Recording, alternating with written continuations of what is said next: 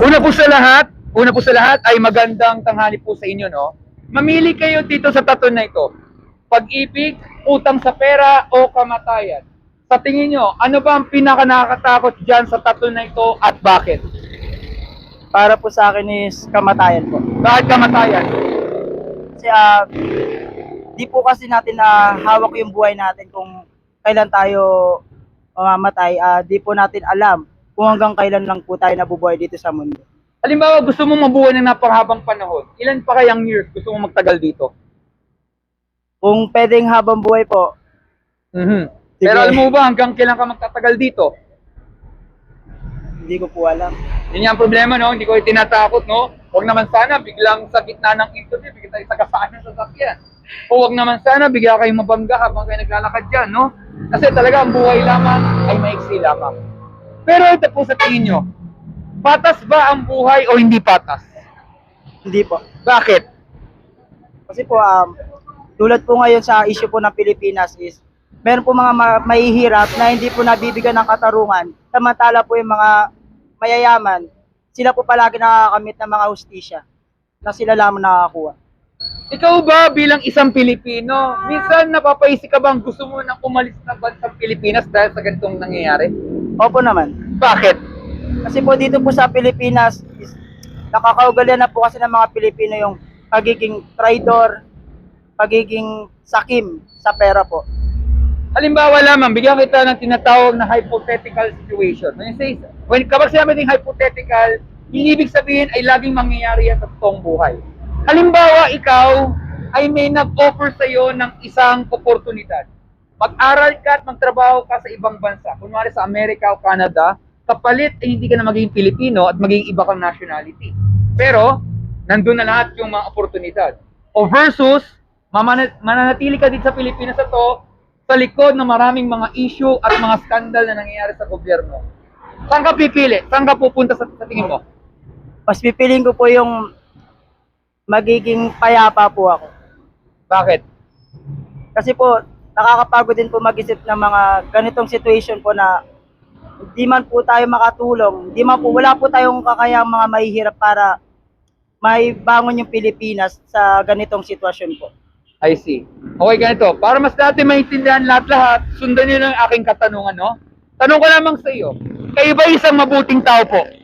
Aba, Kung ilalagay mo sarili mo from 1 to 10, kunwari i-grade mo sarili mo. 1 daw, masama daw kayong tao, or 10, sobra daw kayong mabuti. Saan niyo po ilalagay sarili niyo from 1 to 10? 8 po. 8. Para sa iyo ba? Ano ba isabihin ng mabuti para sa iyo? Mabuti po. Ito po yung kaugalian ng isang tao na isa kang mapagbigay at isa kang maunawaing tao. Mas pinipili mo po yung mga mabubuting gawain kaysa sa mga masasama. Mahilig ka ba magbasa ng dictionary kapag gusto mo malaman isang meaning? To be honest po, rarely lang po. Madalang lang. Oo naman. Pero nagsasearch ka naman kay Google pag hindi mo alam isang salita. Opo. Bigyan kita ng konting kalaman, no? Sabi sa dictionary po, para daw masabi na good o mabuti, ito po ay may kinalaman daw sa ugali ng isang tao daw.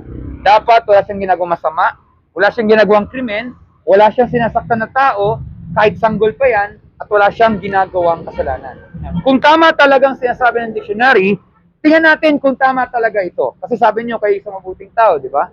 Halimbawa, kayo ba yung nakapagsinungaling po sa tanan ng buhay niyo po? Opo. Yun ang problema, lahat po tayo guilty kasi yan ang matututo ng isang tao ang magsinungaling.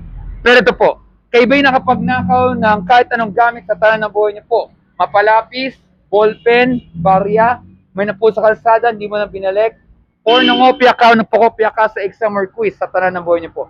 Opo. Imagine mo lang kunwari, nandyan lang yung police station sa Dicalayan, kunwari lamang, no? Sa totoong buhay, ubos po tayong lahat. Kasi bakit? Yan yung nabanggit mo na rin kanina na may trust issue mga tao sa atin. Bakit tayo nagnakaw ng ganito, di ba? Isibihin, para bang sinisira natin ang ating karakter. Tama po ba? Opo. Kaya nga lang, ang problema, kaya kami kasabihan, kung hindi ka mapagkatiwalaan sa maliit na bagay, paano ka pa ikaw mapagkatiwalaan sa malaking halaga? Kaya naintindihan ko, maraming issue sa Pilipinas, maliit na halaga lamang, hinahayaan lamang, pag malaki, ayun na nga, dyan nagkakaproblema. Kaya lahat tayo dito ay guilty. Pero ito po, Kayo ba'y nakaranas na magalit sa isang tao? Opo. Nawawala ba ang stress nyo pag yung nagagalit o hindi naman po? Nawawala rin po. Nawawala naman. Pero syempre, halimbawa, kunwari, sinasaktan kayo o niloloko yung isang tao. Syempre, kalau ko naman sabihin hindi ka nasasaktan, pero sa loob ng puso mo, parang gusto mo nang manuntok o manampal ng tao, pero sa isip lamang. Hindi mo talaga siya gagawin. Kaya lamang may sinasabi po, hindi man natin kailangang pumatay ng tao, pero nakapatay naman tayo ng masasakit na salita. Hindi naman kayo makukulong dyan eh. Kaya nga lang, pwede may mangyaring friendship over or may masasaktan dahil sa masakit na salita. At aminado po, lahat taga tayo dito ay guilty. Pero ito po, nagagamit yung minsan ang pangalan ng Panginoon sa walang kabuluhan. Minsan naglalakad kayo, bigla kayo nagulat, na pa-OM, alam niyo na po yun. Opo. Tanong ko lamang, mahal niyo ba nanay niyo? Mahal naman po. Halimbawa, kunwari ikaw ay naglalakad ka ng pauwi, halimbawa lamang. Then suddenly, ikaw ay nadapa ka lamang, biglaan lamang, eh bigla mo nabanggit ang pangalan ng nanay mo na wala naman siyang kinalaman at nadapa ka lamang randomly lamang. Yung OM insert pangalan ng nanay mo. O anong banggitin niyo yun? Panggulat lamang? Opo. Ano yun? Okay lang sa'yo o hindi? Kunwari, nabagsak lang yung cellphone mo, nagulat ka lamang, nabanggit mo yung pangalan ng nanay mo, kahit wala naman siyang kinalaman. OM, alam mo na. Di po. Bakit? Dahil wala naman po silang kinalaman sa nangyari. Tama. Maliban lang na walang kinalaman, nakakabastos yun or nakakadisrespect. Nakakabastos. Kasi pangalan niya ng tao, may dignidad yan. Opo. So ang Panginoon po, meron rin niyang value, may dignidad din yan. Hindi yan dapat ginagamit yan sa walang kabuluhan. Para sa kalaman niyo po kasi, ang tawag dyan ay blasphemy or pambabastos. At lahat taga tayo dito ay nadulas na po ang dila natin pag napabanggit yan sa walang kabuluhan. Lilinawin ko po sa inyo, no, hindi po ito paninira, hindi ito panghusga.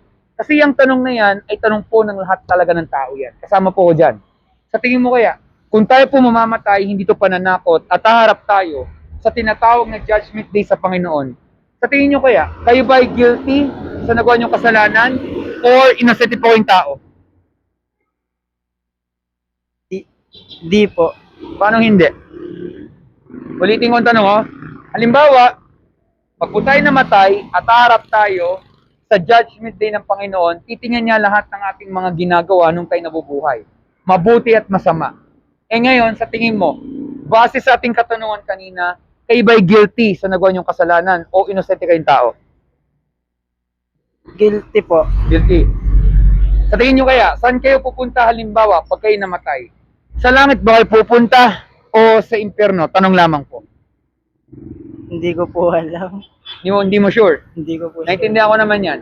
Pero ganito yung problema. Kunwari may isang kriminal. Halimbawa, ang ginawa niya ay nagnakaw siya ng pera sa bangko. Nung nahuli siya ng mga pulis at siya'y dinala sa korte, ito po ang sasabihin niya sa judge.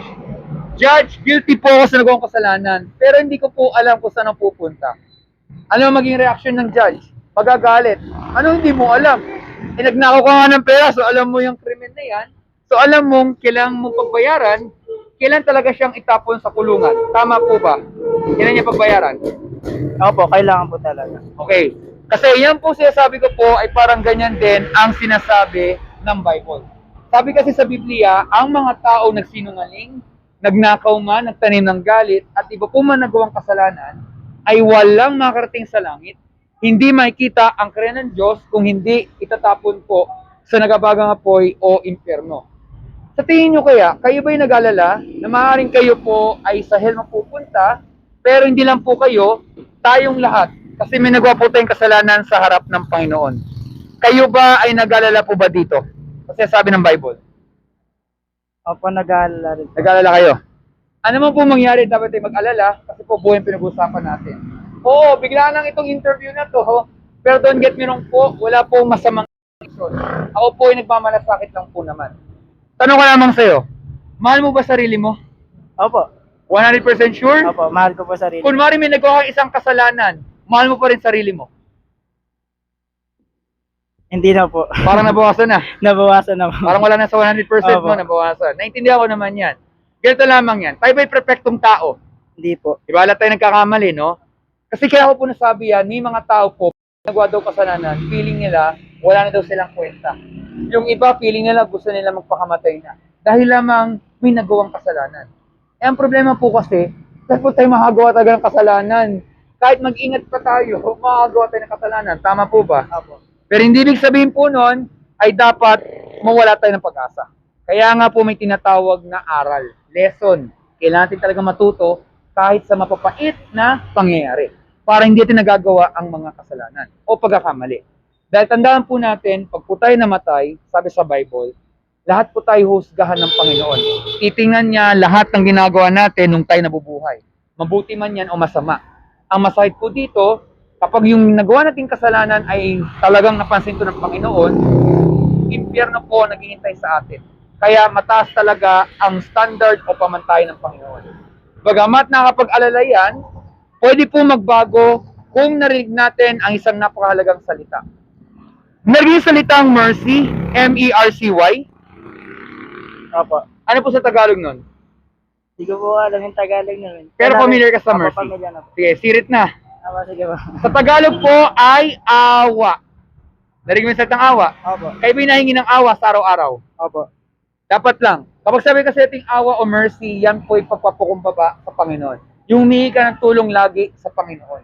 Yung inamin mo, ikaw ay makasalanan, mahina, at humingi ka ng tulong sa Kanya. Kasi alam mo ba, kapag walang mercy sa Panginoon, araw-araw na po tayong binabaha, baka araw-araw tayong nililindol, baka patay po tayong lahat. Pero don't get me wrong po, buhay po kayo. Dahil yan sa awa ng Panginoon. Gusto niya, may kayusan pa rin ang mundo kahit may ganitong nangyayari. Kaya kailangan natin humingi talaga ng awa lagi sa Kanya. Kasi pag nangyari yon, eto na po yung magiging tanong. Sa tingin mo kaya, ano ba ang ginawa ng Panginoon sa ating lahat upang hindi tayo itapos sa impyerno at tayo po ay makalaya sa judgment day? May ginawa ang Panginoon para hindi tayo mapahamak. Ano kaya yon? Sinakripisyo niya po yung buhay niya para sa ating lahat. Naniniwala ka ba doon? Opo. Tayo pong lahat ay makasalanan, di lang sa Pilipinas, pati sa buong mundo. Tama po ba? Opo. Pero alam mo ba na ang Panginoong Jesucristo, siya ay nagkatawang tao, naranasan niya lahat ng paghihirap tulad natin. Ang pinakaiba lamang, hindi siya nagkasala. Kung siya man ay natukso, hindi siya nilamon ng tukso. Ginamit lang ang salita ng Panginoon at ang panalangin para matalo ang tukso. Kaya lamang tayo, hindi. Kasi madali tayo matukso sa maraming bagay. Tama po ba? Opo. Diba? Kaya si Jesus, naranasan siya ay pahirapan, i-torture, at iwanan siya sa ere. At siya ay namatay sa krus ng Kalbaryo. Dahil lamang sa pagbabahagi ng katotohanan. Pero siya ay nabuhay sa pangatlong araw bilang hudyat na matagal na pong natalong kasalanan, matagal na pong natalong kasamaan, at meron pong buhay na walang hanggan. Sa madaling salita po, para maligtas po tayo, wala yan sa mabubuting gawa. Dahil ang kaligtasan po ay nasa biyaya o nasa kanyang biyaya lamang ng Panginoon. At may dalawang bagay po na binigay ang Panginoon sa atin. Una, naging salitang repentance. Hindi po. First time. First time pa lang. Pag sabi nating repentance, sa Tagalog po ay pagsisisi sa kasalanan. Parang ganito lamang yan. Sa tingin mo ba, kapag ikaw ba'y nagkasakit, nakakapasok ka ba sa school? Hindi po eh. Di ba? Hindi mo magagawa yan, di ba? So, pag ikaw nagkasakit, gusto nyo lagi bumalik. Pag po tayo may nagawang kasalanan, talikuran, lumayo sa kasalanan, at babaguhin ating kaisipan. Parang kunwari, nadumihan yung damit mo. Di ba ang gagawin mo, lilinisin mo, ipapapag mo. Tama po ba? Opo. Ganon kasi ang repentance. Kailangan ayaw mong mamuhay lagi sa kasalanan. Patuloy tayong lalayo. At ang pangalawa po ay ang pananampalataya or faith kay Jesus Christ as Lord and Savior. Repentance and faith. Pag nagawa din dalang bagay na yan, ay pwede tayo patawarin ng Panginoon, bibigyan tayong bagong puso at isipan, at higit sa lahat po, anuman ang pagsubok na pinagdadaan natin, meron pong pag-asa. Hindi sa mundo na to, kundi sa Kanya lamang, at dahil doon, meron pong buhay na walang hanggan. So, bago po umalis, meron na lang ako mabisa tanong lamang. Sa tingin nyo kaya, nagsasabi kaya ako ng totoo sa ating napag-usapan po? Opo. Pag-iisipan niyo po ba ang ating napag-usapan po? Opo. Pag-iisipan ko. Meron ba yung Bible sa inyong bahay? Meron po, yung nanay ko po. Meron. Nakakapagbasa ka ba araw-araw?